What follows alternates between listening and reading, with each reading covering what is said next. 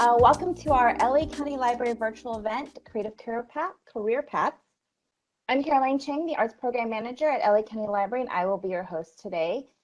Today's program is the first in a series exploring careers in the entertainment, film, TV, and media industries. And in today's program, director and producer Kimberley Browning will have a conversation with comic and writer Gloria Bigelow. I'm going to introduce our presenters today, but while I'm reading their bios, we'd love to hear a little bit more about you. So please feel free to say hello to us in the chat, and if you can share with us a little bit something about what you're hoping to get out of the conversation today, that'll help us out a little bit. So first, I'd like to introduce Kimberley Browning, who will be moderating our conversation today.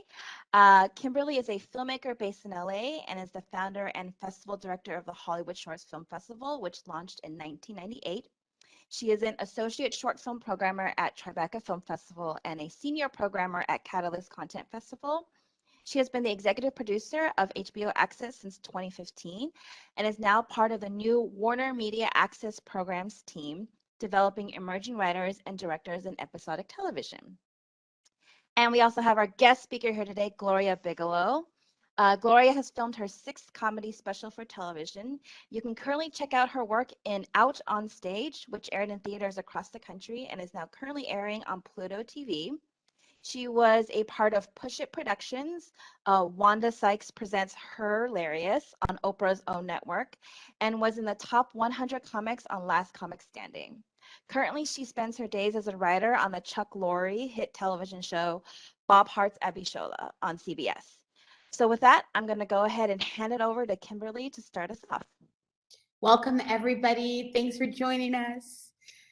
Welcome. Thank you so much for being here. We're so excited to get to spend some time with you and creative journey and your career and its way it's evolved and grown. So I would welcome. Oh, thank you for having me. Absolutely. I do want to say, like, you probably will hear like dogs barking and dogs whose toenails need to be cut that are walking around. So I just want to let you know that that's what that is. I'm not tap dancing under my desk or anything weird. That's just some animals moving about. So all good. We are all embracing our lives. So congratulations on season 3. Thank you. Thank you. And we're all very excited for the wedding. I know. It is truly one of the most beautiful things that I've ever seen. And, we're not actually, on the lot right now. So we have our little core TV thing set up so we can see everything when it's filming and just watching. And I thought, like, this is it. Like, you get to see everybody and their A game, like all the set, the costumes, the sound, the lighting. It's the actor. It's just like everybody at their highest level playing. And it's just truly beautiful, like the collaboration of it all. It's incredible. There's something so magical, and we're going to talk a lot about that today, about the moment of inspiration, the moment of an idea, and what it takes to see it come on its feet, as we like to say, but really fully realize that anything that you think and anything you imagine can become something that you share with others and impact their lives, their emotions, their feelings. It's such a magical, powerful thing, and you are at the top of the business doing it. And such a special story, particularly for the voices that are represented in the show, the immigrant story, the American story, being Black, and all of that. And so I come from DC and know what it's like when you're just in a town where everybody does everything except entertainment. It's industry town for sure. Just a different industry. Town. And so where you're from and the journey of, oh, I think this is funny.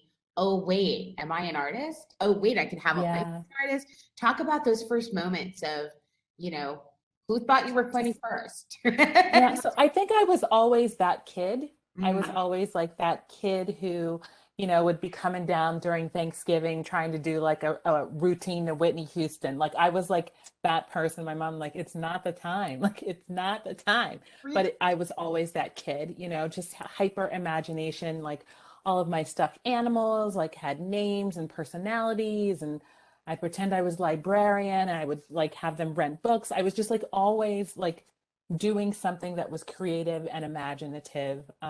So I think that was always a part of my personality. And I think there were a couple of teachers along the way who saw that. I remember my kind of, it's such a random thing to think about, but when I was like leaving sixth grade and leaving my school, they would do a tribute to each student. And the tribute to me was a little girl getting ready for a play.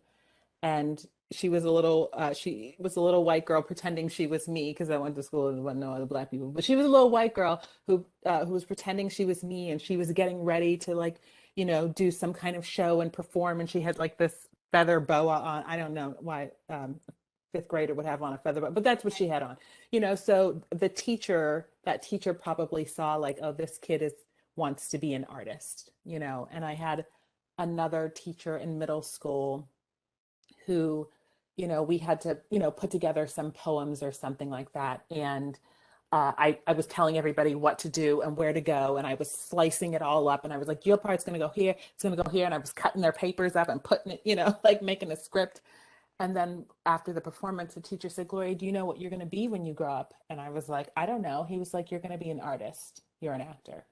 Wow. Seventh grade, Mr. Lutz. Such a strange thing for your middle school drama teacher to see, but having that mirrored back to me let me know that I wasn't indeed just, something that I wanted, but someone else saw it too. Mm-hmm. I don't think my parents were that into it, Yeah. my parents were definitely, my mom, PhD, like they were the kind of people that really like education was foremost, and that's what they really thought was going to be the thing that like helps uplift, Black people. Like, we got to go to school, we got to get on the same playing field, and that was going to be the thing. So I was going to go to school, be a lawyer, all of the things that they were telling me that I needed to do, but it wasn't what was like in my soul. Mm. So I definitely had like the soul and spirit of an artist. And I went to college, and I started, in political science, because that's what I was supposed to do. So Did you stay in Pennsylvania in college? Did you stay near home? Or So did you no, have I the grew up strategy to get somewhere where you could explore a little bit? Yeah, so I grew up in Pittsburgh, and then my family moved to South Carolina. So my 10th and 11th and 12th grade years were in South Carolina in a totally different environment. I grew up Yeah. in a predominantly white suburb in Pittsburgh, and then we moved to Florence, South Carolina, which was kind of a small town, but very integrated. Like, it was like Black and white folks. It wasn't super integrated because it was just Black and white folks, but it was a time where I finally got to be around like other Black kids, which I hadn't really been except for like weekends and things like that in Pittsburgh. So I ended up going to Spelman College in Atlanta, and that was what my parents kind of forced me to do. Like, I was like, I'm having fun at this college in South Carolina. They were like, no, we're sending you to Spelman. We need to kind of course Right. correct this. So they sent me there. And at first I was like, not traumatized, but just like, I don't really know how this works. But what was really interesting there is like, I got to be around all kinds of Black folks, like just all kinds. Like, there were other like artsy Black folks like me.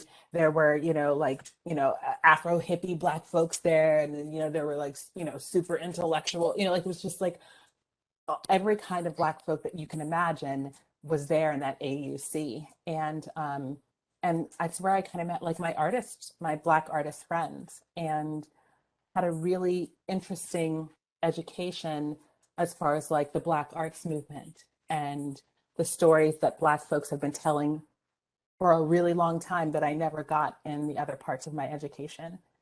And I think that in a way really fortified me, because it wasn't like I was trying to do something new. We've always been here. I just didn't know.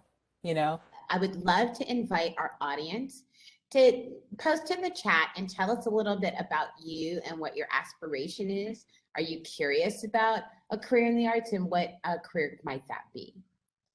Hi. I let them out. Yes. We'll see what happens. I thought they could sit quietly, but no. Yeah.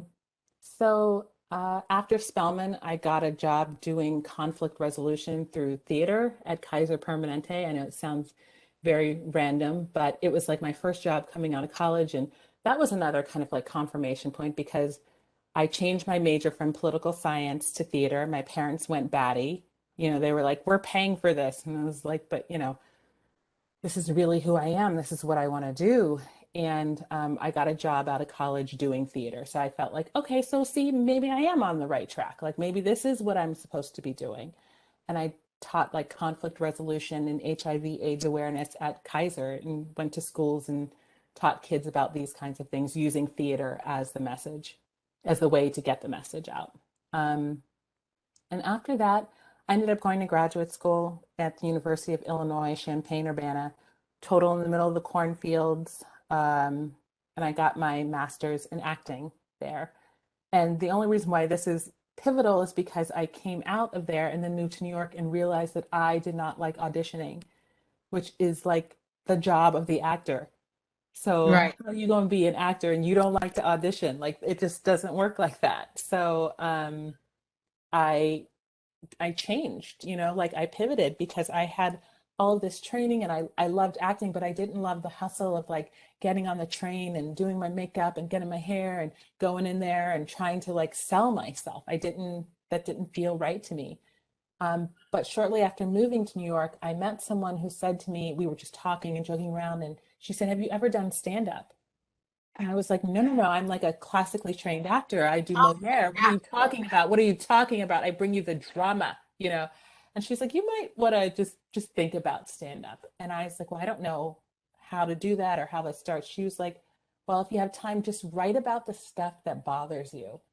And I Mm. had just moved to New York, so everything was bothering me. Like the train, all of it. I was like, oh, this is an impossible city. What am I doing here? So, and I was temping, and I was mad about that because they kept calling me Rebecca and my name, like yeah, like just all of it. So I had so much to write about. So did you start journaling? Did you start in Right. writing? Like, tell us a little about the technique that you approached it. So, not knowing anything, I literally just started journaling at my temp job where I was filling in for Rebecca as a receptionist, and I had no answers to anything. No one told me anything. They're like, "Is he going to be able to make this?" And I'm like, "I don't know. I'm not really Rebecca. I'm just sitting here."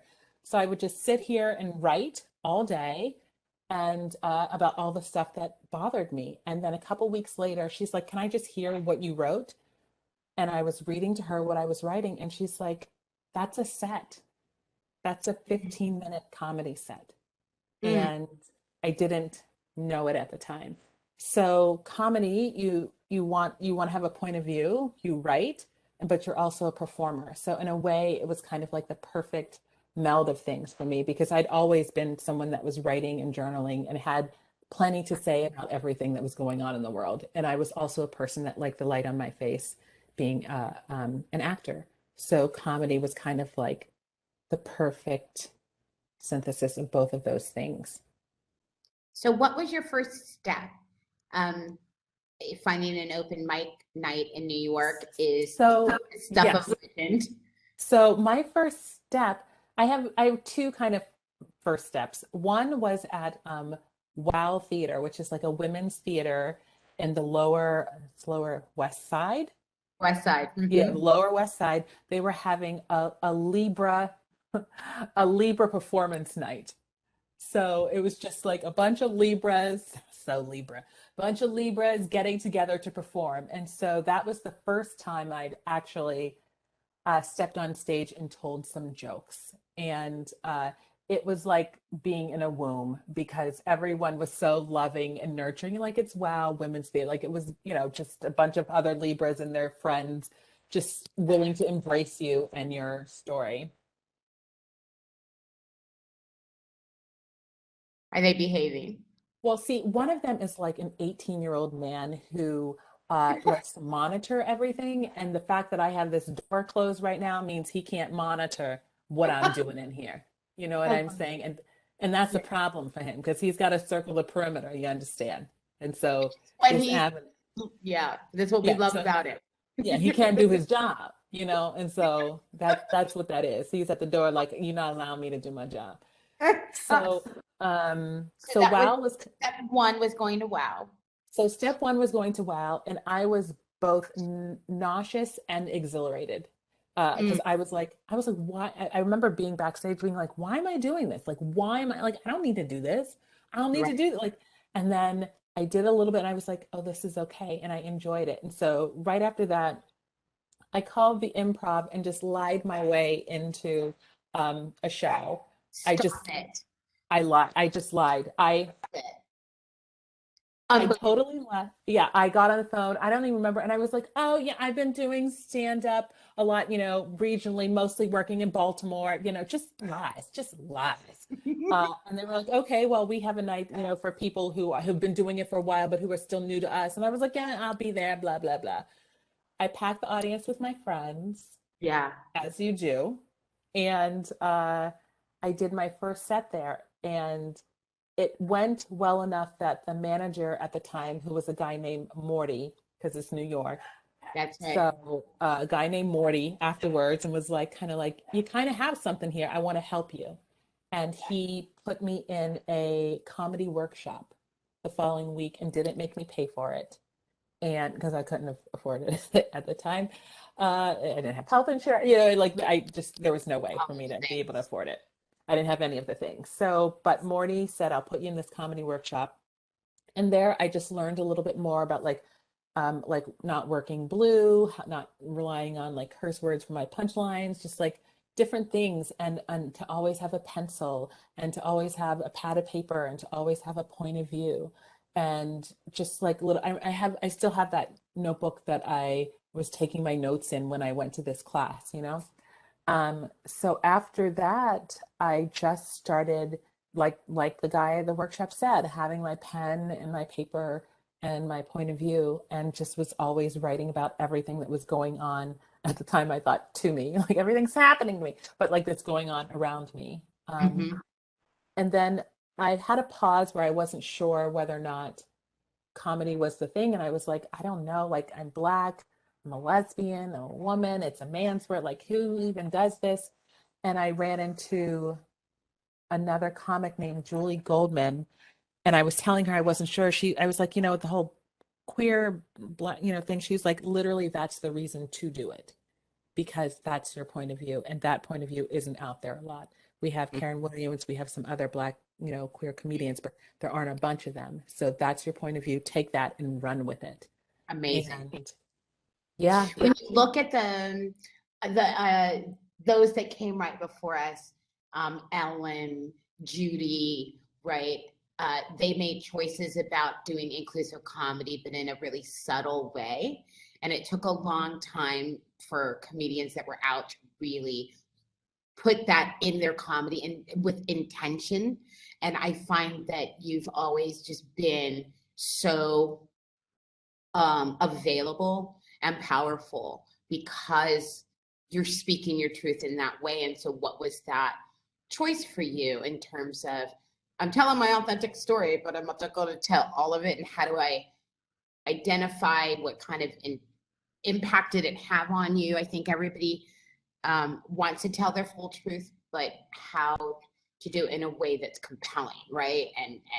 And still feels like you're not going to get rejected because of it. I can't book this room because I'm that girl. I can only get booked in, the Black comedy clubs.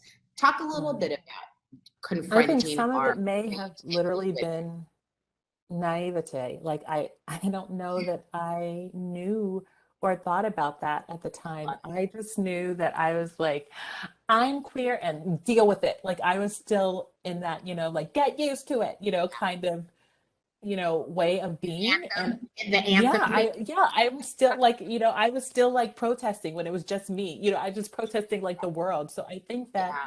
it never occurred to me to not bring my whole self to it. Um, and then also, like, as a comic, like, that's where a lot of the juice is, like, in your life. If you're the kind of like anecdotal comic, which is what I do, like, I talk about my life and and I talk about like growing up in a white neighborhood and what that did and how that was, like, so it never occurred to me not to be, completely and authentically who I am. I think there were times where, like, because I was so I would come out and I would start myself like, I'm a lesbian, blah, blah, blah. And it didn't even have a punchline. It was just like, that's what it is, deal with it. And one day Richard Klein came up to me after the show at the Improv, and he was like, "You're really funny." And I was like, "Thank you." He's like, can I give you," and this man probably didn't even realize like he gave me this note. He's like, can I tell you a little something? And I was like, "What?" He's like, you come out there and you're telling everybody that you're lesbian, and that's great.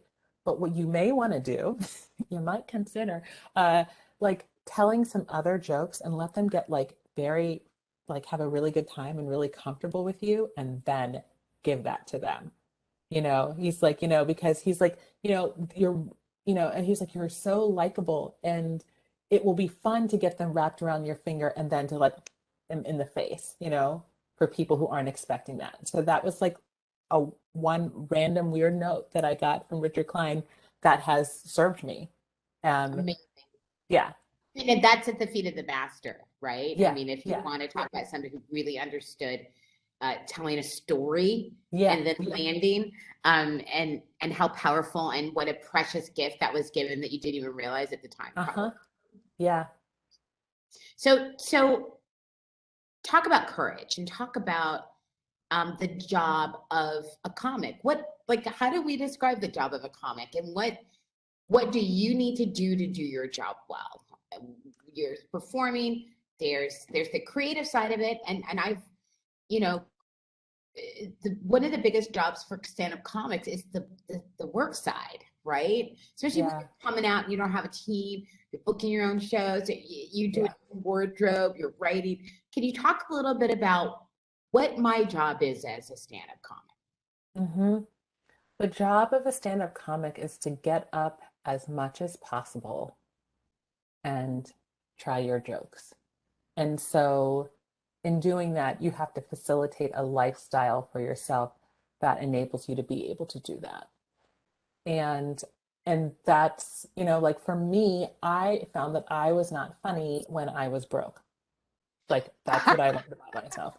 What nothing funny to me, what nothing funny when I could not feed myself. It was not funny. I couldn't find humor in things. So it was for me finding a day job that understood that I was a comic, um, and that there were times when luckily I was able to like go away and do shows. I was doing colleges for a while, but I had this day job at a school, which has always been kind of like it's always been kind of like two trains running. I've always worked with in education and work with students, and I've always had like the artistic side. Sometimes they melded, like sometimes I'd be teaching, you know, theater or stand up and things like that. But I always had those kind of like two trains running. And so having that day job helped me to be able to go to do clubs at night. You know what I mean? Because comedy happens a lot at night.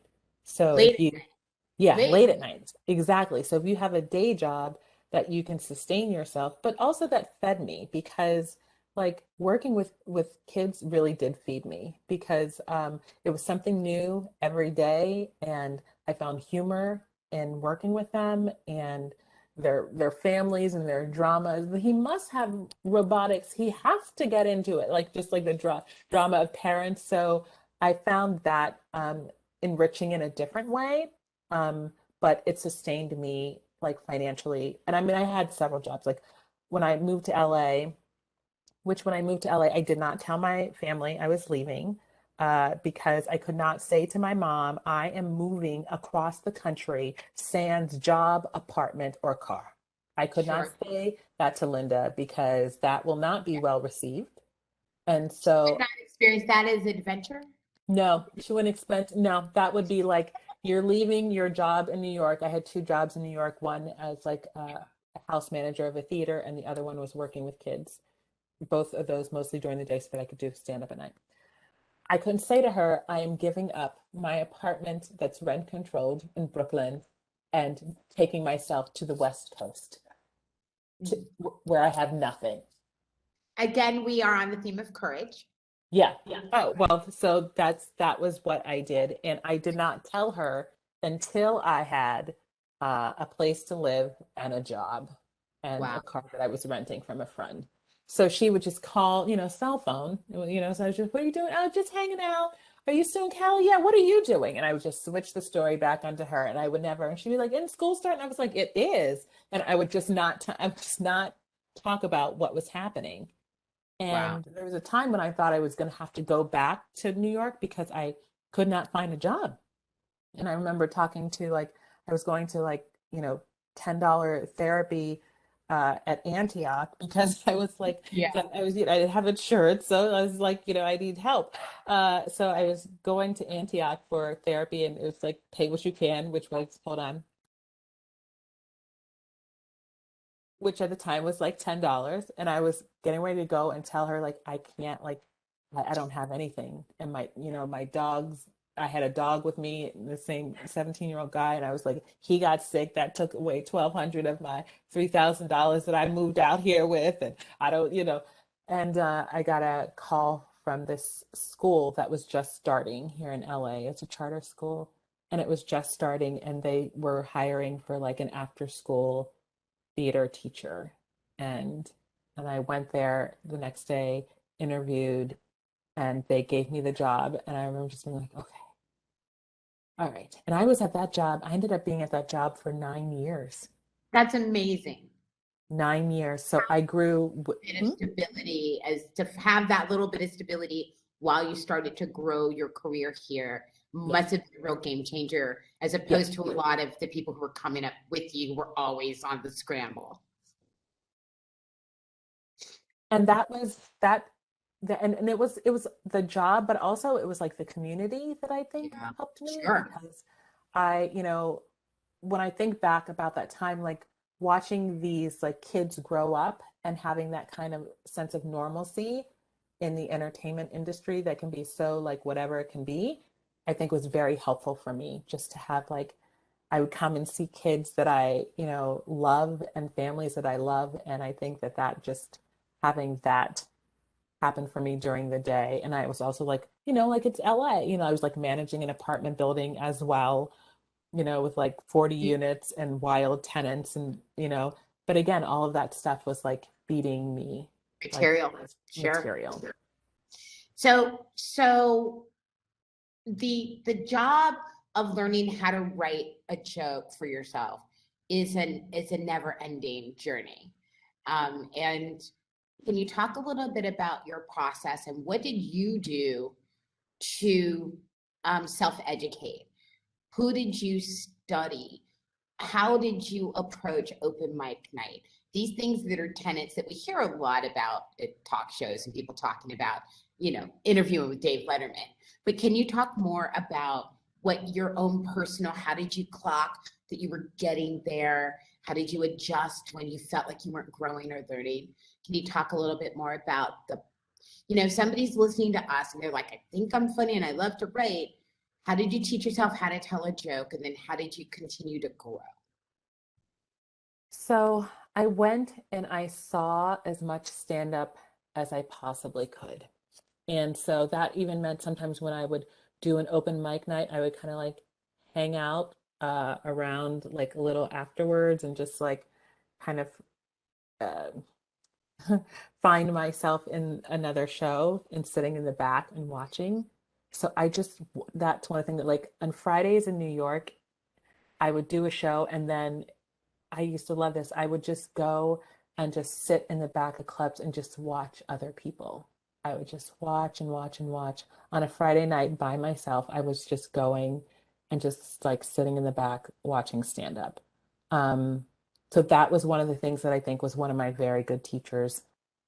Eventually, my personality is wired such, like, I like to know the why of things. So I ended up taking a stand-up comedy course by this woman named Mary Domino in New York at Stand Up New York Comedy Club. And I think it was like $75.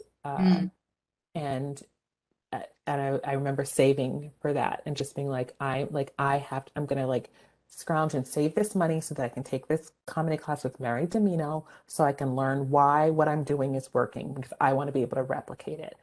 Because by that time I was like at the Improv, and they had started letting me host shows, and I was still getting laughs and things like that, but I didn't know why, and I was worried that like one day I wouldn't be able to get them and I wouldn't know why. So I Yeah. wanted to take an actual class. So I took this class by Mary Domino, and then I got this book called The Comedy Bible by Judy Carter. Yep. And it's a comedy workbook. And I like workbooks. Like, you know what I mean? Like I'm like that kind of lady, like workbooks. So I got the workbook and I worked through the comedy workbook. And then I felt like with those two things, I understood kind of like the anatomy of like jokes.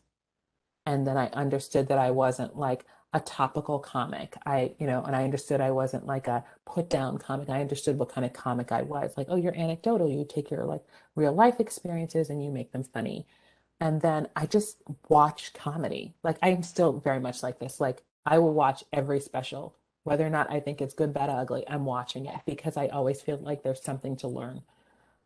So I just watch a lot of. I watch stand up on YouTube. I watch a ridiculous amount of stand up, and I think because I also learn from hearing as well. Like that's the kind of learner I am. Like I know people's routines a lot in my head because I just an auditory learner.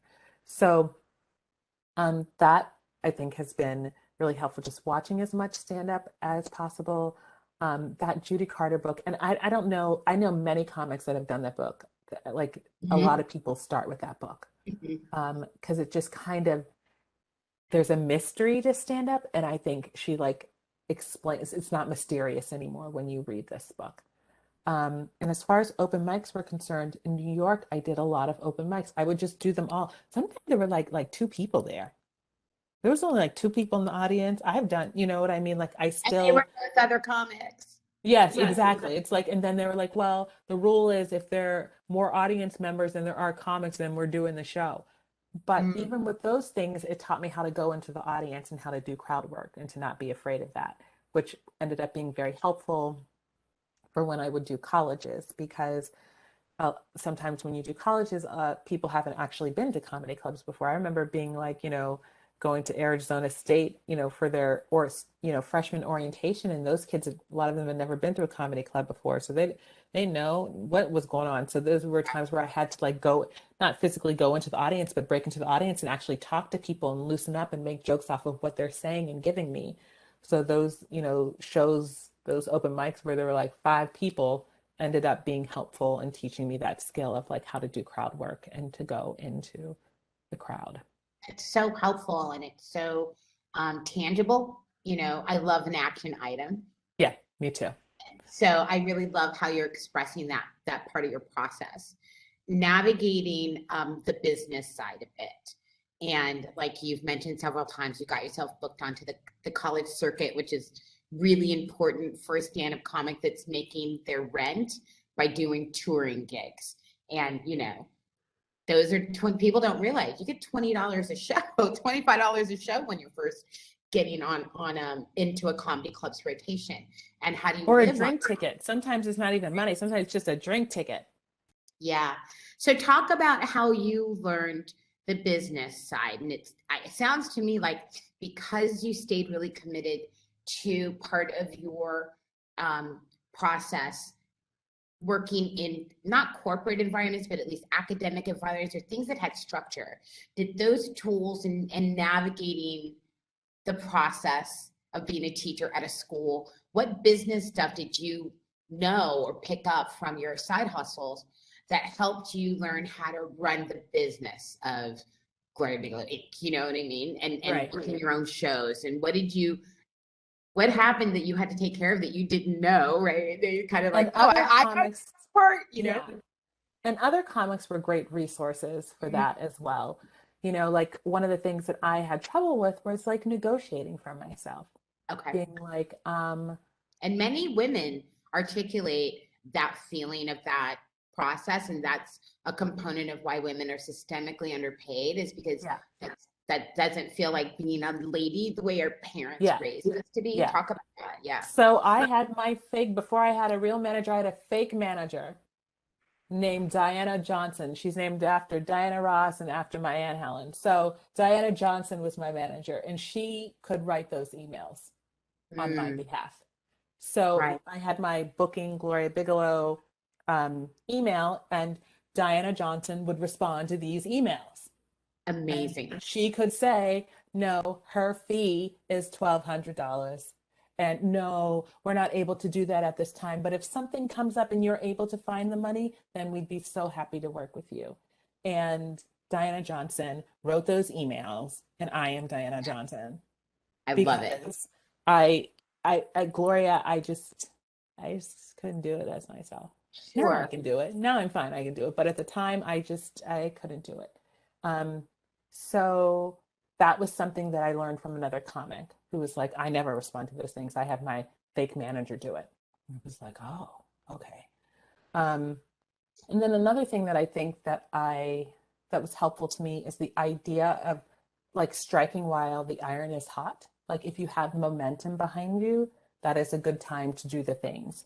So when it was time to when I felt like I had enough material, right? So, you get your material in like increments. Like you first start with like a 5 to 7 minute set, and then you get like a 7 to 10, and then you get like a 12 to 15, and then you're like, oh, I got a solid 20, and then you have like so you're steadily building, right? And you're adding on new jokes each time you get up. You start with like something is money, and it's something that you win with, and you might try a new one in between, and then you end with something that you win with. You know what I mean? So it's like you're steadily building your set. And so when I had enough time where I felt like I could do a college, I just had like a filming of a comedy special behind me, and I was like, this is the time for me to reach out to try to get, like someone to book me for colleges, because I had this one thing, had a couple things behind me. So I was like, hi, and this time I didn't use Diana Johnson, but I was like,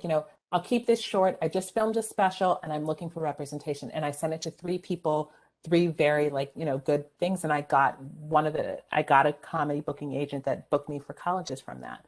And so I didn't have to utilize the Diana Johnson way anymore. But I would get I used to get a list of all the LGBT organizations on campuses, and I had a good set that I liked from there was a 15-minute set that I liked, and I edited this set with the help of a friend, and then I would call and make sure that the person that was listed as the person running the LGBT organization on campus was still there. And I'd say, hi, this is Diana Johnson. I'm calling on behalf of Gloria Bigelow. She's a stand-up comic. We'd like to know, are you booking comics in the fall?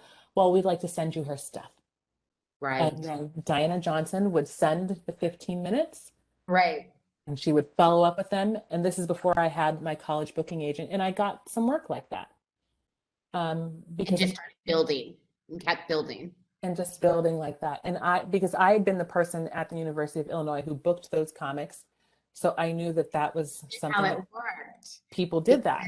Yeah. That's amazing. Yeah. That your university knowledge let you know that there are student associations that have a budget that book the comics all season long. I love the idea that the thing that makes you special and unique, many people when they're coming through their own journeys, instinctively want to protect those things so that they're not ostracized, and that when you lean into the thing that makes you different and special, and leaning into groups that bring those communities and those fellowships together, that those are avenues for opportunity as a storyteller, as an artist. And that went for women's groups on campus, that went for Black organizations on campus, that went for queer LGBT organizations on campus. And sometimes later on, after I had a college booking agent, some of those groups would pair together to bring me on campus. And that you had enough material to craft it to serve the audience that you were going to be entertaining and could relate to. Mm-hmm. I love that. I think some people come into this feeling like their art needs to be able to be bought by everybody, and that's not necessarily necessary or a good way to grow a career. Well, and also because individuality is your point of view, and that's right now they talk about a lot of times they talk about intellectual property, right? They're always talking about that. Intellectual property, can be so individualized. That's your story. Yeah. You know what I mean? Right now I'm working on writing a book, and it's all about my life in New York. That's intellectual property. All of those stories and those crazy experiences that I had in New York are all IP, because those are my stories. Right. Those are my experiences. That's something that someone could look at and say, I could buy that, or we can do something with that, or I can just tell this story. Yeah. Like as a comic, I can get up on stage and tell this story. So your experiences and your life experiences are everything for you for in stand up, in writing, as a comic, or as a storyteller. That's the thing. That's such great insight. I love, congratulations on the book, by the way. Can't wait to read it. Thanks. Surely it's going to be funny because those are one of the things where we all have our New York stories and we've all been through the same stuff, but the experience that we each came away with and how it traumatized and scarred us is Tell so it. Tell it. understandable. Do you know Tell what it. I understand. I know. Yeah. But it's also different for all of us. I remember my Mhm. first mugging. Sure. I remember. We're going to talk one more thing on the stand-up side, and then I'm excited to talk about career change. Mhm. Many people, as they're coming into performance-driven art forms, and that especially when you're kind of team of one, safety sometimes, especially those from marginalized populations and communities, especially when it's tour-based for musicians, artists, comics, safety a lot of times navigating not just being safe in a community that maybe doesn't have a lot of LGBT or have a lot of Black folks, but also within the people that are booking you and the managers of the club and people who feel like you got to deal with to get paid at the end of the night. And how did you navigate being safe and still being able to be authentic and true and take all the opportunities that you had created for yourself fearlessly? Do you have any Um, tips for that? there are times where like when you're on the road or doing colleges or something where they'll be like, oh, and so will pick you up from the airport and take you to your hotel or this or whatever. And you're like, I don't know who this person is. Like this is a stranger. I'm a person who just got off a plane in a city that I don't know anybody, and you're having like some, you know, stranger pick me up. So that most of the time I felt comfortable depending on the organization that was bringing me, but there were times where I would just be like, you know what? I'm gonna take a cab. Thank you so much. I'm gonna take a cab, my own place. And there were sometimes like, you can do comedy festivals in different towns that aren't related to schools. It's just like, or some, place in Dearborn is bringing you there or whatever you're going. And if I didn't feel comfortable, I honestly I'd just be like, I don't feel comfortable, I'm gonna take a cab. Thank you. I'm gonna make, like I just I you know, I I go with my gut on things like that. And when I had a booking manager, I would say like I would book my flight, just put the travel in there and I'll take care of my comings and goings.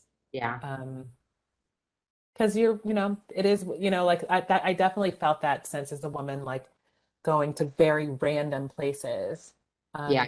Even sometimes driving to like random places. There have been times when I live in California, but there have been shows that I've had that were like, out, up, and I'd just be like, oh, what are you doing here? And, and feeling all kind of ways. Exactly. Yeah, exactly. And I think it's really great. I think it's important as you are on the road and you're doing a lot of clubs, you start to find your people and people that you kind of mesh with. And I think it's really important for younger artists to really lean into that. I know that we are in a do-it-yourself space, and sometimes we can be a bit more, some people just personality-wise more standoffish. But I think the amazing thing that really comes from being on the road and doing the clubs and doing the open mics is that you have people that you bump into all the time that you start and leaning into that, because many times when you're on the road they have places for you to stay and you'll roll up in there and there's two other dude comics who've been partying, or that you don't know the dynamic you're in, and being able to have that person on the other end of the phone or around in that network. I'd love to hear your And thoughts on I was always a person that like had people like saying like I'm also a nervous flyer, so I would definitely have someone that's like knew that I was flying, and I have someone to call when I landed and have someone to call when I got to the hotel. Like I definitely have had people in my life, sometimes it was like a girlfriend and sometimes it's just like friends who would like stand in for that, like to be my person who was tracking my whereabouts. Yeah. You know, like I'm getting on the road to do a show. It's like 2 hour drive. Just people know Sometimes where people you will are. talk with me. Yeah, I definitely had, Important. And I think yeah. for those of you out there listening, it's important to know that those resources are there and the communities are there. And speaking up and with people you're performing with when you're first getting out there and doing your thing, don't be scared to step into somebody who's in that green room with you or was on stage in front or behind you, and just open up, because it's a really critical part of thriving in this business. And that is so very true with stand up, because stand up is a very much a word of mouth. So many of the gigs that I've gotten have been from other comics my entire career, my entire career. And I do the same with other comics too. That when there are jobs that I can't take, here's so and so, give them a call. It is such a word of mouth. People vouch for you all the time, whether you know it or not. So, I might get some, oh, so and so, Erin Foley said to give you a call. And oh, I didn't even know. She didn't even tell me that. But like this happens all the time. So it really is. And you have people like stand up is like school in a way. Like when you start, like the years that you start, those are kind of like the people that you come up with, That's right. you know? And so you get to see them like grow. And sometimes people drop out and they don't want to do it anymore, or they drop out and they come back in, and like it's like school, and you kind of like you're growing together and you're kind of putting each other on and you're seeing each other's, successes and things like that. So it definitely is the kind of thing where like you get your group, and I have like my group that I went to school with that are also like, I think that's a part of it, like having other people that believe in you seems very important when you are trying to be an artist. And I would say for stand up for sure, like having other people that think you're funny around you, that like when you have that like set that or whatever, like, that you're still funny, like you're still funny, girl, you're still Right. funny. You know what I mean? Like just That can nurture keep, you and yeah, help you keep keeping your that head around. Because it's not always like it took a while before my mom was like game, on board. for all of it. Sure. Yeah, she was not into this. She was not into being a jester. Like she's not want her daughter to be a jester. Like that's crazy to her.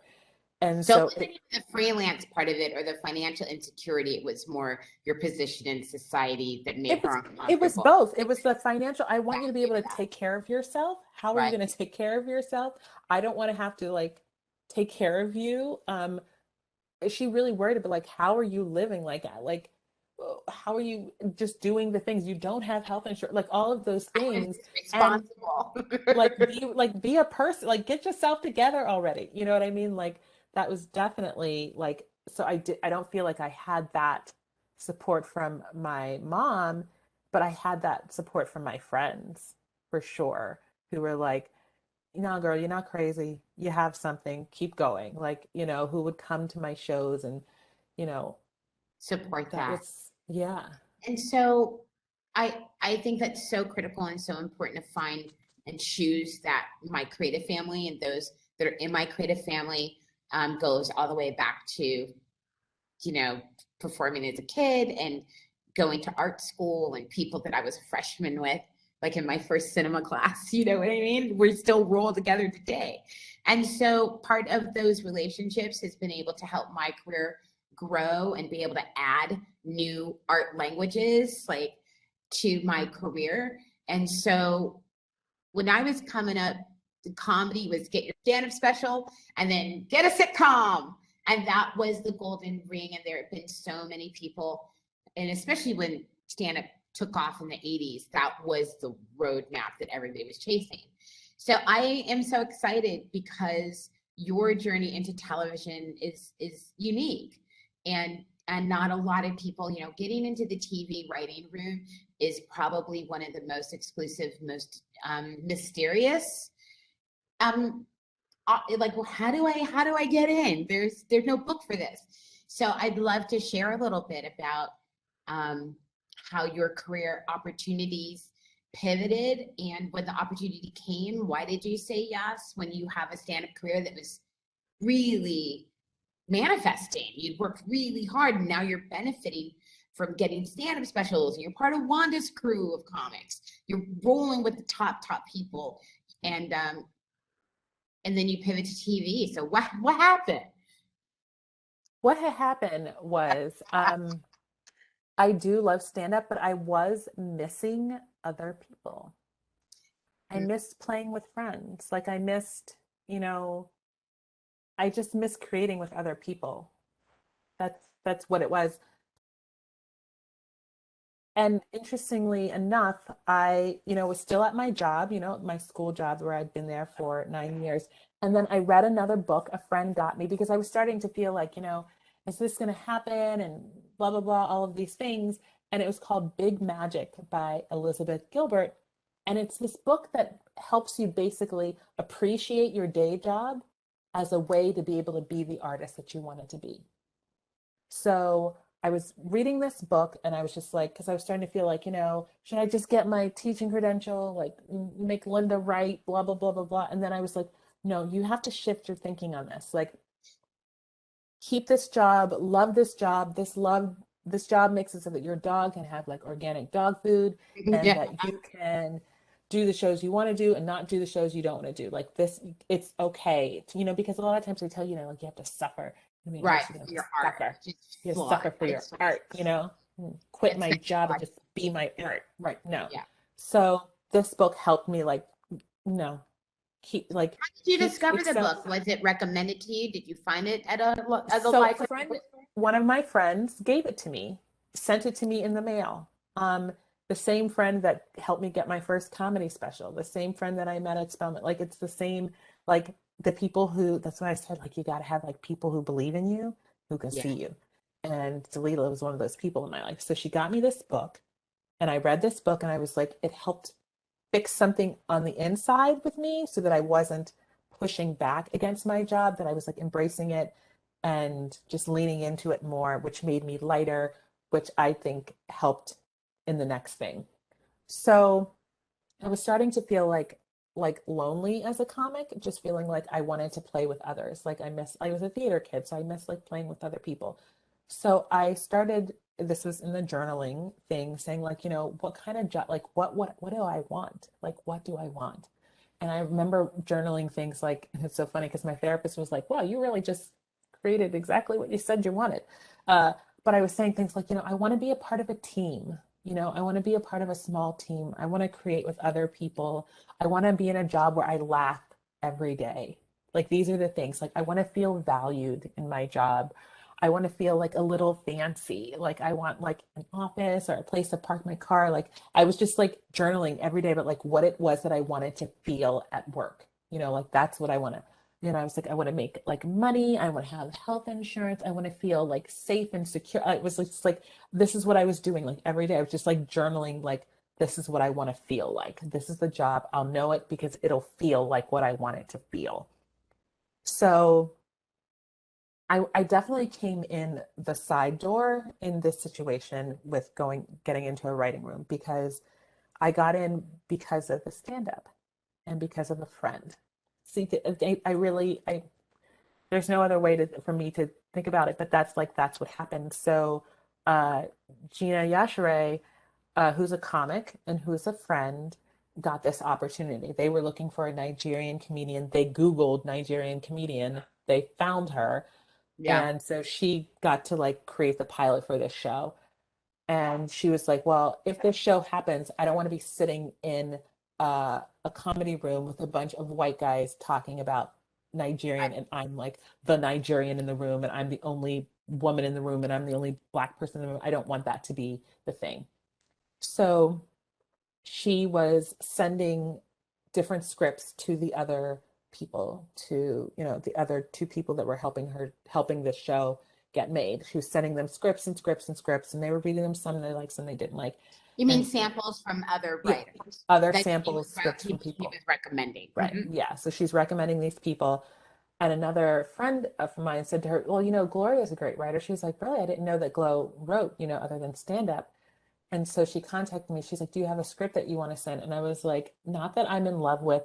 Send in this stand-up clip real quick, and let me polish this script and then I'll send it to them. So had you on your own been practicing screenwriting, So, reading yes. books on screenwriting? Yes. Did you So have stuff really happening, or did you like whip something up? I had something that was not great. And now that I look at it with like having learned a lot, I was like, this is passable, but it's not like the thing. I Yeah. had a lot of rewriting to do. That you didn't know enough to talk yourself out of sending what you had. Okay. Yeah. But I sent a stand-up. I sent a stand-up clip. And I was like, Love this is something that I feel good about. And so send them this. And she's like, you want me to send this clip? And I was like, yep, send that stand-up clip. And then she's like, they want to meet with you. And I was like, she's like, out of all the people I send people who have writing credits and all of these things, and you send a stand-up clip. And shows, have been writing on shows for years and years. Yeah, yeah. And you send in a stand-up clip and they are like, we want to meet her. So I go and I meet with them and have just like a nice random lunch. And it just happened to be like one of those situations where it was happening over my school's spring break. So I wasn't even like having to miss work or anything. They were like, well, come while we film the pilot. I've never been on the set in that way. I've only been on set as an actor. So I go and, they're kind of telling me how this works, this, that, and the other. And then Gina was like, I feel like if you perform for, another set and they see you live, that, this would like really, they'll invite you back to more of the filming. Friends. So I go and I'm like, are you sure you want me to perform? It's your set. I don't need to come do it. So I do it. I do 5 more minutes in front of her stand-up set that she's doing at Flappers. Afterwards, all of the people who make those decisions are there. They're like, oh my God, so funny. Come see us shoot again. We're going to be continuing this pilot. Come back and see us shoot. That was that. That ended. I went back to my school job and was having more appreciation for my school job again, because I read this book about like really being an appreciation for that job and what it can do for you and how it sustains you. I was teaching like an after school musical theater class, working like with these, little kids on their kicks and all of these things.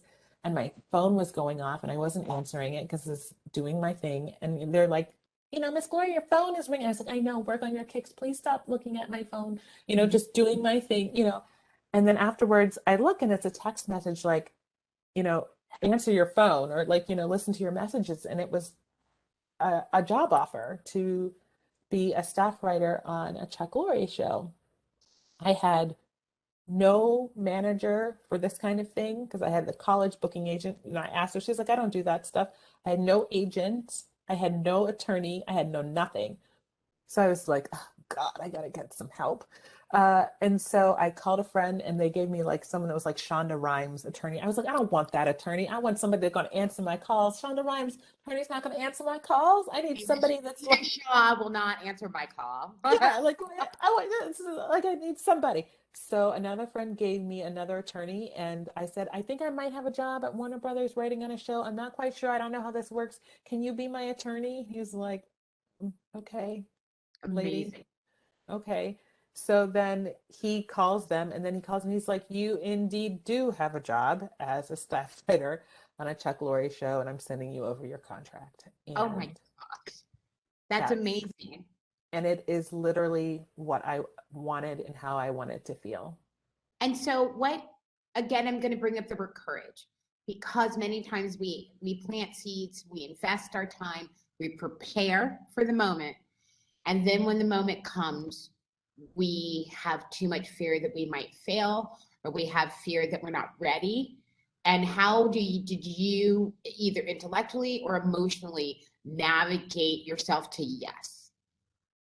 I cried a lot because I had been at that school for 9 years and I felt heavily invested in those kids, those families, that school, my job, my position. I finally like got like the dream job in that school where I was like the diversity equity coordinator and teaching drama, all of the things that I had been striving for in that on the 2 trains running. On that train, I finally got to where I wanted. And finally they were negotiating a salary that I didn't have to keep my apartment management job as well. It was like everything was just lining up with that, And the idea of leaving that safety and that security for something that was started off as 20 weeks. This contract was just for 20 weeks. I cried a lot and I was very, very nervous and very, very scared. And I hadn't been in a writer's room and I did not know what I was doing. Like it wasn't a fear, like I might not know what I was doing. I legit did not know what I was doing. Right. And I just, it was a leap of faith. Of course, it was like a leap into a very cushy situation, but it was still like very scary. And I did not tell my mother Yeah. for a long time because, again, like when I'm not feeling super steady, I don't want to invite anything in that might make me rock in the direction that I don't want to go. So I needed to like be around people who were like, it's okay, you're gonna do great, you're gonna be fine, you have everything you need, like all of those things. And ultimately, I realized that all of those other experiences really did equip me with everything that I needed. Like going to acting school and my stint in like directing theater, all of those things are that's like script analysis. That's all the stuff that you need to be able to like create a story from scratch and create characters and what they want and what they need and all of those things. Getting along in a writer's room, by the time I was at my ninth year at my job, I was like managing a staff of like 30 people. So the skill of like what different people need, what different people want, being able to listen, being able to hear, being able to take feedback, all of that stuff, that's that skill set right there is transferable.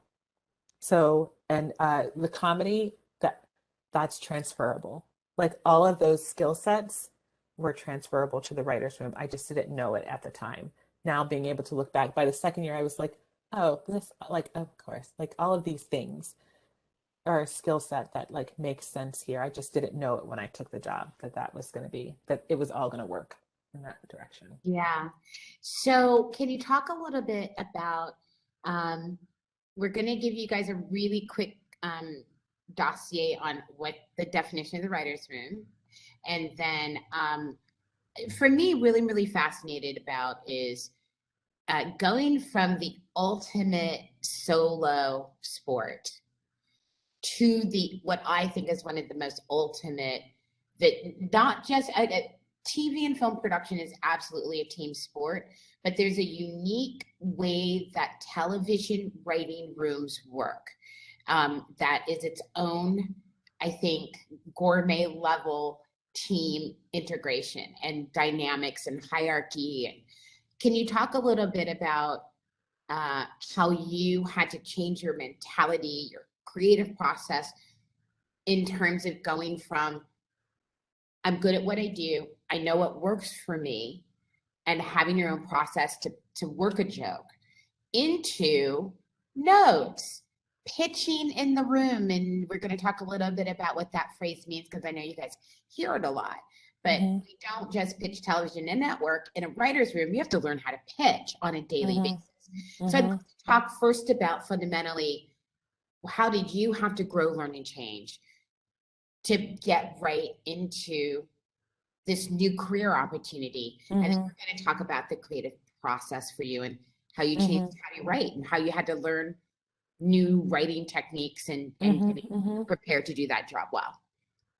I think one of the important things that I learned or became okay with is like being like, I'm new to this experience and I don't have to know everything.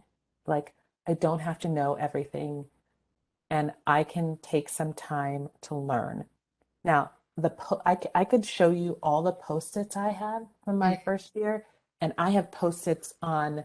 I don't know if they're in this notebook or not, but like I have so many post-its about just like how the room works and how things work. So I spent a lot of time thinking of it as like I'm like a highest level of grad school right now, and that's how I was thinking about it because I was taking notes on everything that was happening. And so I allowed myself to learn by just watching and taking copious notes on how things work. Like, and then learning like what the showrunner likes and how the showrunner likes to be pitched. Like just like learning and just like learning, watching the dynamics and observing what's going on. And then my other thing was like I just want to be helpful. Like that's what I say to myself. Like mostly I was saying like, I don't want to get fired and I want to be helpful. Don't get fired and be helpful. Like was like my mantra my first year.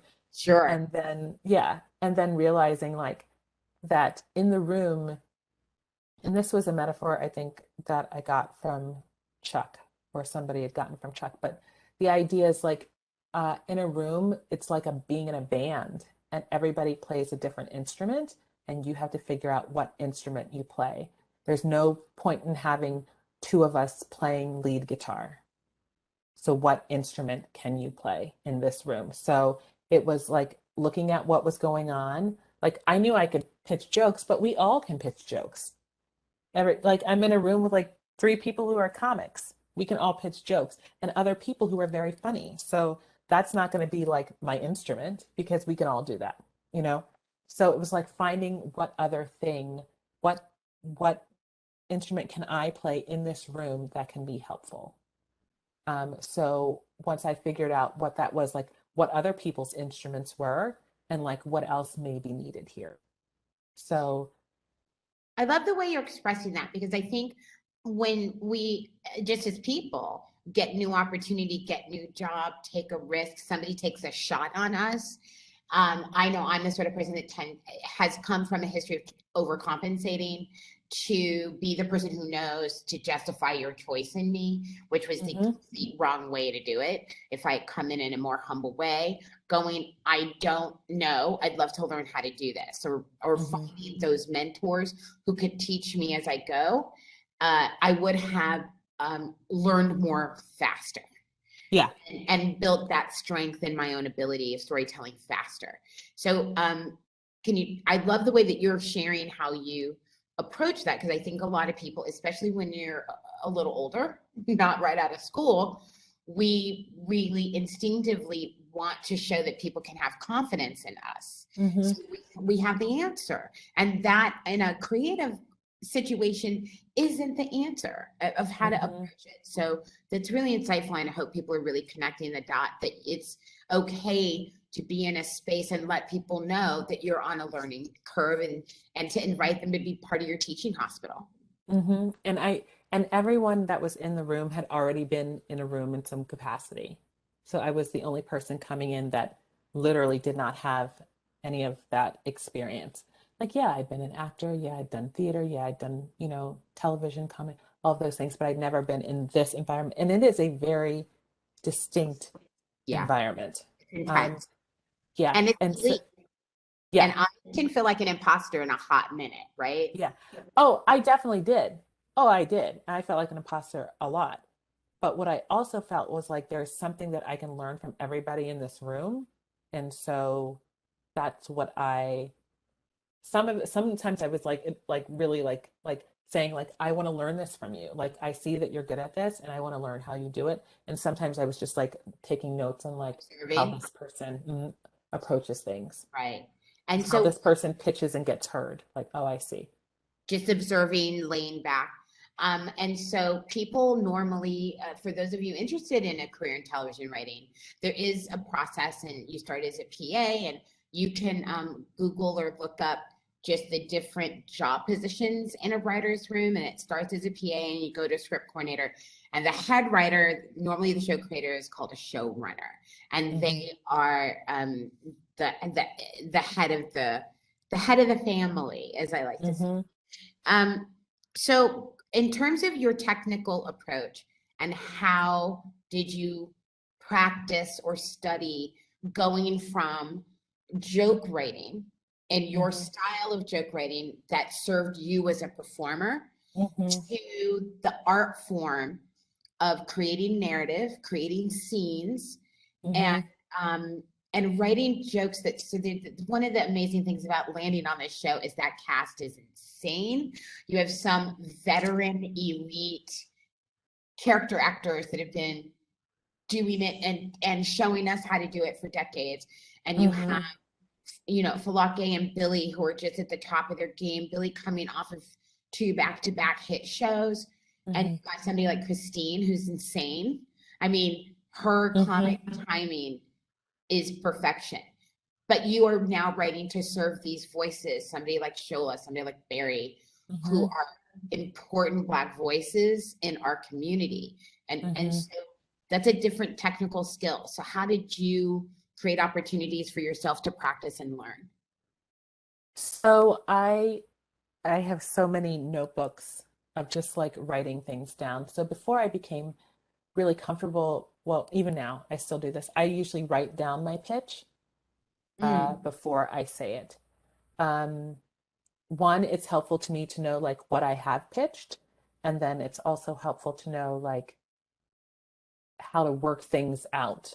Um, like to think like, okay, like what if, like what if it was this, so I might write down like, like what if we talked about, the character Gloria's journey to becoming this. Like, so I might write that down and sit with that for a second and just not, I don't feel like I have to like raise my hand, like I have to talk, I have to talk, I have to talk. I don't feel like that in there.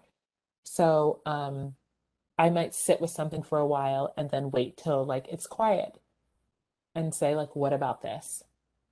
And because some of it is like you want to be heard. And if there's like a lot of people talking or a lot of pitches going and things are flying, you may not be heard. And I don't have the need to talk over anybody. So I'm okay with just like sitting and waiting and being like, and using and being more strategic about like when I use my voice for things. Um, and I just write down a lot of things because sometimes you come back to it, and it's kind of like a map of your thinking. So I like to kind of like be able to come back to things. And in this room, we often pitch as the characters. So if we're saying something for like Dottie, I might like have to do like, and be like, why not? I might have to like kind of like pitch it in a voice that sounds kind of like a Dottie. So I'd say like Dottie, and then I kind of pitch in her voice or in her tone. Um, and I learned that from watching people do it, and it feels a little weird at first, but then you just like you get into it. Or if there's a character that you particularly relate to, like the Christina, the character who's kind of like more like esoteric, I kind of relate to her. So I write a lot of like things down about her and will like pitch casually as her, like, so you kind of, that's the part of the acting, that allows me to like pitch as Christina. Black performer Yeah. has a place in this process. Yeah.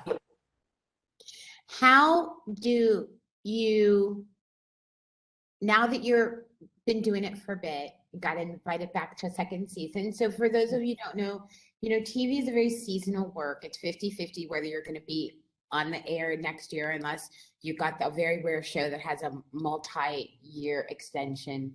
And so for this career, for someone that you've shared so much about, you come from a place of stability and a family that really set forth that as a value.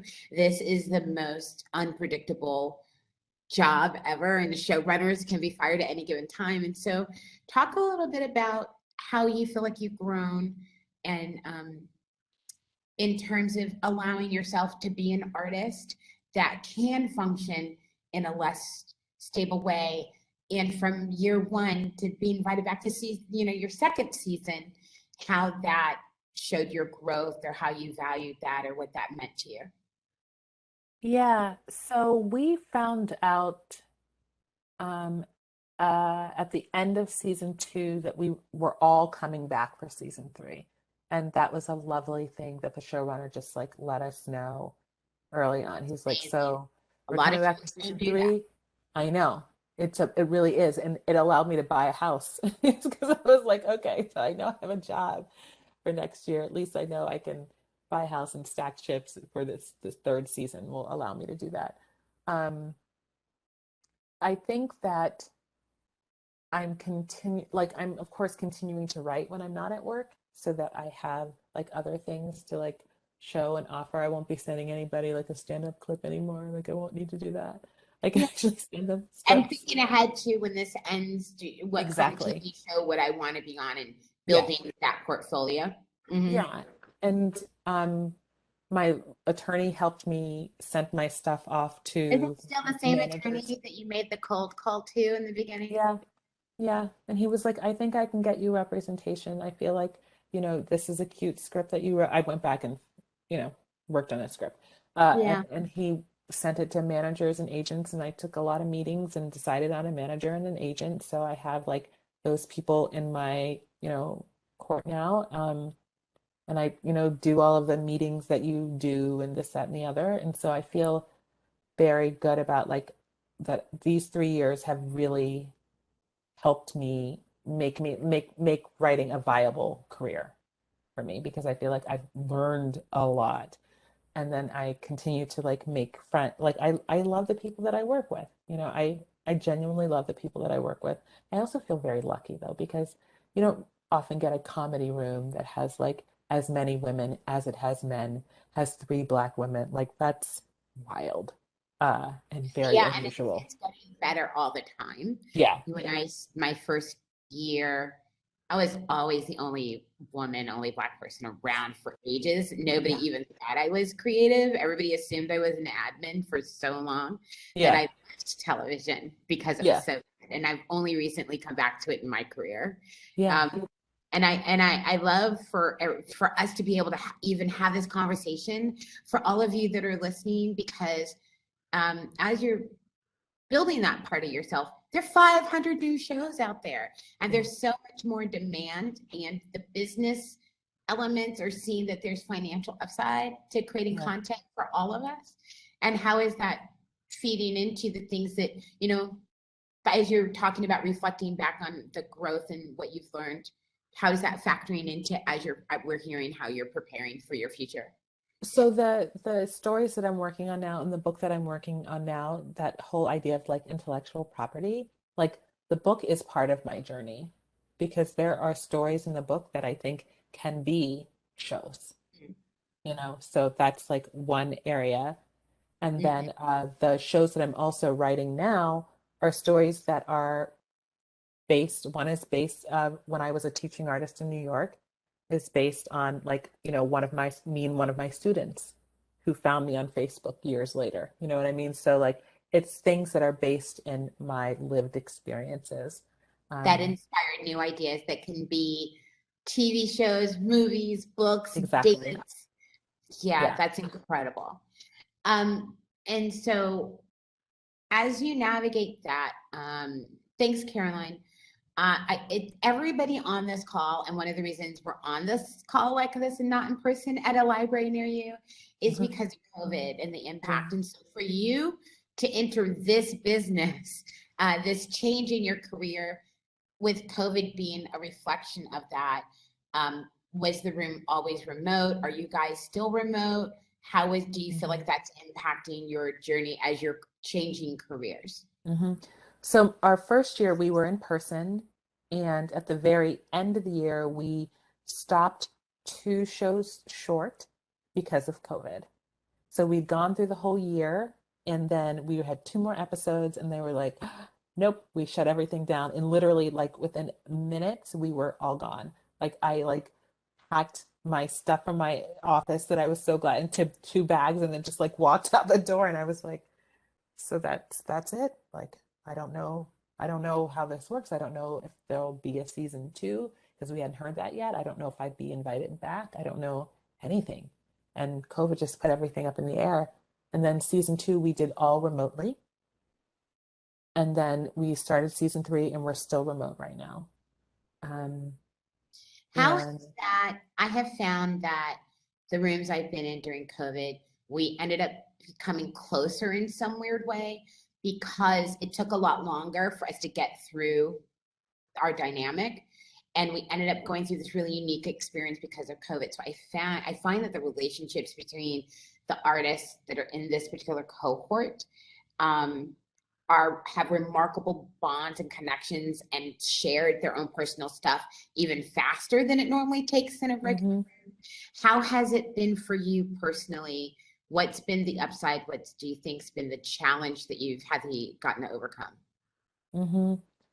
I think we've all been through something. That's why I feel like that experience is very common because like we've gone through something. Like we have all, as not just the cohort, like we have gone through something. And the people, and I was so thankful for them last year to be able to show up and see their little faces every day when everything else was going on was very comforting. and to be able to laugh every day because I just work with very funny people. So I get to laugh every day, which was so needed in That must all have of been the very stuff that was therapeutic happening. to be in a It calm room. incredibly, yeah. We laugh. I laugh every day. I get a hearty laugh in every day. And I'm so thankful for that because of everything else that's going on. I know that at least like somebody will say something ridiculous that will make me laugh every day. Um, so I think that that has been, my job has been a gift in many ways, but that is definitely, as far as like being okay and being like mentally okay, I think having that job has been very helpful because we all are very connected, even though we're doing it through like a little screen. And I'm seeing like, people's kids, like like one of the guys has twins and like seeing them now like walking and like all of these things and thinking about like when I'll actually be able to see his kids like in person and stuff like that. So yeah, it's very different than the first year, but I'm really glad that we were able to have the first year in person. I think that Mm, was helpful because I think it would be not as easy to be doing a show remotely and not having those like little walk and talks that you can have when you're in person. yeah. So as we start to kind of, a huge part that I've taken away is at every kind of critical stage, you had somebody in your chosen family, somebody in your actual family, or the universe bring someone that worked in the space of a mentorship, and that you found the mentors that ministered to what your need was. And Mm-hmm. so as you now are moving into these new levels of your career, I find that you really invest a lot of time in doing sets or speaking engagement for people who are on the ground making change in people's lives. I find Mm-hmm. that really consistent throughout your career. And so what has becoming a mentor, being a voice that can, like in some of those groups of people, I imagine the things you're talking about is really keeping somebody alive to the next day in some of these Mm-hmm. really at-risk groups. Can you talk about how your art and your mentorship and how you choose to put your own mentorship out into the world? Mm-hmm. I think after my first year, I became very clear on the kind of artist I wanted to be and the kind of person I want to continue to be or strive to be. And it became very clear that like I want to be a person that like and an artist that like uses humor, but that also uses heart and that is also useful. Those are my three things. I want to be, or helpful, useful, whatever it is. So heart, humor, and useful. Um, and so as far as like mentoring, that to me is a part of my life that feels like where I'm being useful.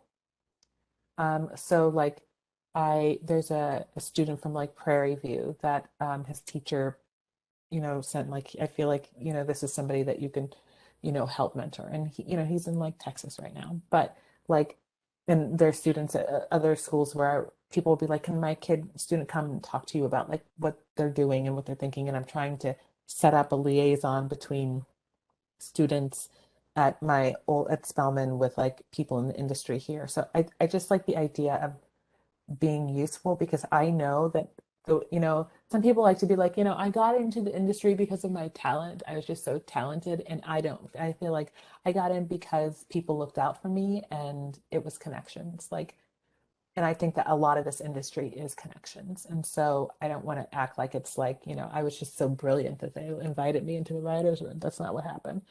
And I also so, believe that when you get opportunity, you have to be prepared for the moment, because right, they're not going to keep you if you can't do the job.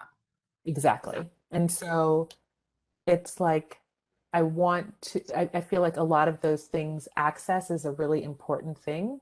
And I was given access. And so I feel like I have to like help other people have access to those things. Because it's not like, I was talking to someone that was saying like, I don't know, it's not like those people are necessarily like, smarter than us or, you know what I mean? Like they just like have been doing it longer.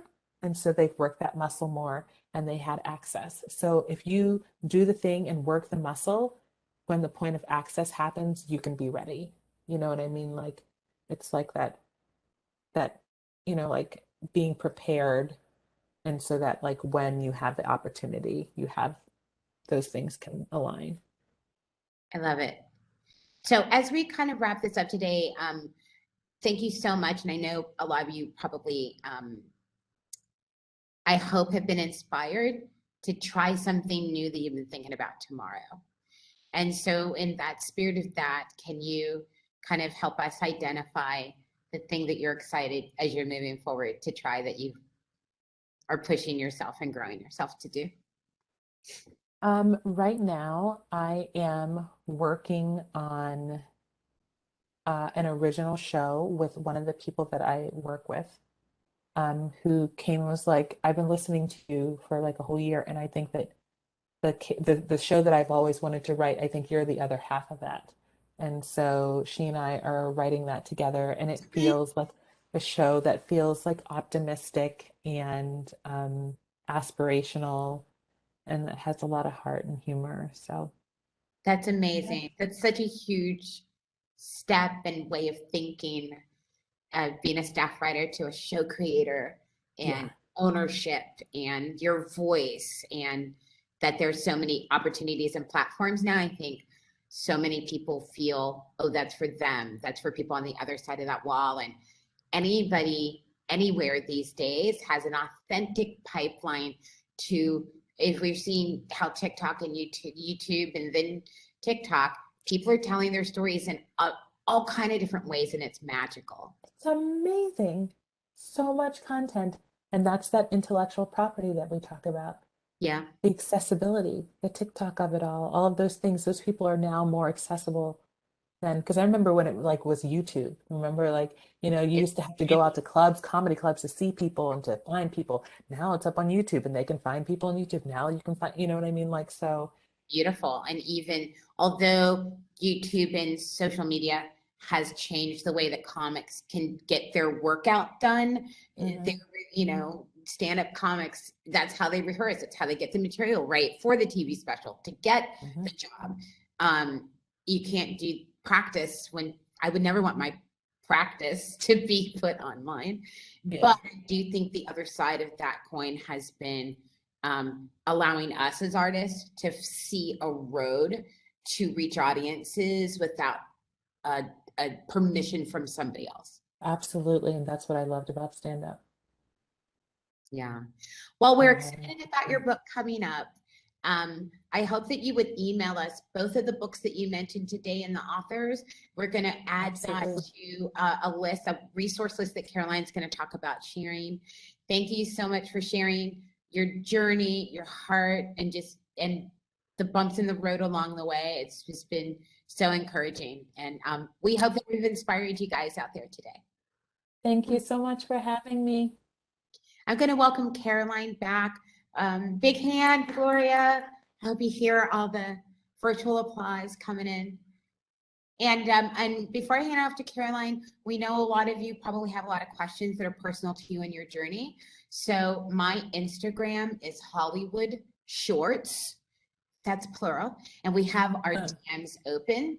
So if you have career questions or looking for resources, Caroline and I would both be able to filter your questions either through Caroline, but if you have specific entertainment questions, we are taking them at Hollywood Shorts, and Caroline I will put our heads together to try to create links or referrals to you guys to help you take that next step. Thank you. Thanks, Caroline, for having us. Gloria, it was amazing. Thank you. You're so delightful to talk to. So easy. Thank you. I'm glad. Thanks. And have a great time on Monday. The whole world's gonna be watching the wedding. It's gonna be so fun. We'll be thinking. Can't wait. Yeah. Congrats. Bye. Bye. Yeah, everyone should check out it's Mondays at Bob Hearts Abishola, 8:30 on CBS. It's a wedding. So sweet. We all love a good wedding, right? Awesome. So yes, thank you so much. We had a lot of thank yous going on in the chat. A lot of people saying how inspiring, informative, impressive you are. So thank you so much. And thank you, Kimberly, for asking all the questions that all of us were thinking and for really imparting a lot of your wisdom. I really appreciate it. I'm so grateful to have the both of you with us today to give more insight into the world of comedy and sharing us your very personal journeys and experiences. If any of you who joined us today would like to explore the topics discussed today further, we will be emailing out, as Kimberly mentioned, a list of resources. We've got library resources, online resources, some of the things that Gloria mentioned today, I'll include as well, as additional things about like how to get into TV writing, how to market yourself and things like that, and a link to the recording of the presentation if you want to review it again. Our next Creative Career Paths event will be on Saturday, October 9th, and that will feature commercial director Elizabeth Littman talking about her path from photography and fashion to directing commercials and short films. And we're very excited for this series. I'm glad we got to kick it off this way. It was amazing, and we are still scheduling out more events like this in the future, and we would love to hear what you would like to learn from this series. What other creative careers are you into? Do you want to learn more about? What questions do you have? So if you have any ideas about what kinds of professions you want to see featured, or want questions to answers, you know, you're dying to ask, please share it with us. You can I'll be sending everyone an email who registered, so you can reply back to that, and we'll take all that back and try to create more programs that you want to see. And if you're interested in participating in more of our upcoming virtual programs, please visit us at lacountylibrary.org. And with that, we'll go ahead and end the program, and have a wonderful weekend, everybody.